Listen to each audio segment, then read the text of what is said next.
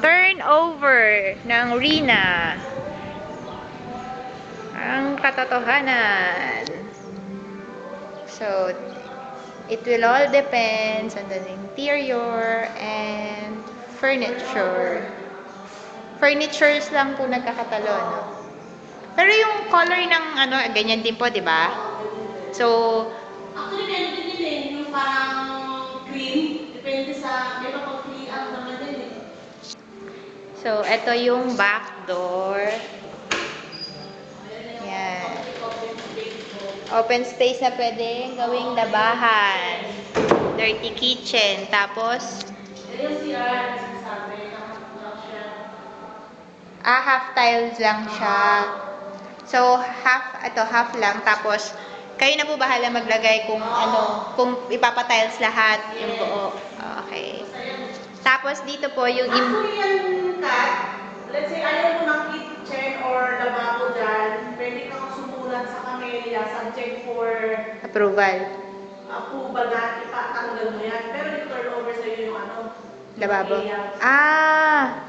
Okay, sige po. Pero subject for approval yan ha. Hindi, teka lang po. Kasi kung dito yung ano... Yung dining mo. Oo. Ay, ito yung dining. Ito yung kitchen. Hindi ba kagaya nung ano, yung nakahang, yung mga wall cabinet? Kasi di ba kasi, para spacious pa siya lalo, dyan yung dining, tapos ginagawa nilang kitchen yan. Ah, dito na lang po. Para wala na to. Wala na yan. Pwede rin siya ilabas doon. Oo, option mo yun. Option po. Pero susulat ka. Kung gusto niya ilabas, sige po. Pero subject for approval pa yun ha. Ay, ganon. Oo. Pero ibibigay sa'yo yung materials. Baka po pwedeng ipaganon na lang. Ha? Ipaganon. Hindi, opo. Parang dito siya naka, Hindi ano. yan talaga yung standard nila. Ah, okay. Ikakabit. Tapos dito yung ref. Oo.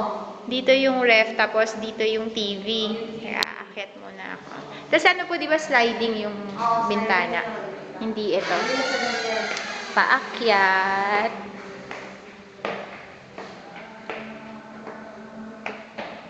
Ayan. Ka-partition na siya, tapos may pinto. So, ito na. Wala siyang hindi naka-tiles yung flooring. Tapos, yung unang room. Tapos, pangalawang room. Magka-size lang po. Mas malaki yung isa, di ba? Kasi ito pa L-shape tong isa. Ah, mas maluwag po to. Yung pa L niya. Oo. Kumpara po doon nasa model house, no? Kasi walang galit pa eh. Kasi pwede na rin dito yung kama, eh. Oo. Di ba po? Tapos, maluwag din po dito. So, Depende sa ano. sa ayos. Okay po. So, ayan. Turnover. Ang katotohanan. Ayan. Kasi kung dito po yung dining, dining tapos sala. Tapos kung pwede pong patanggal yung ano na yan. Tapos dun sa space na yun yung ref. Kasi okay lang din sana kung pag ganun. Paikot, no? Kasi dikit sila.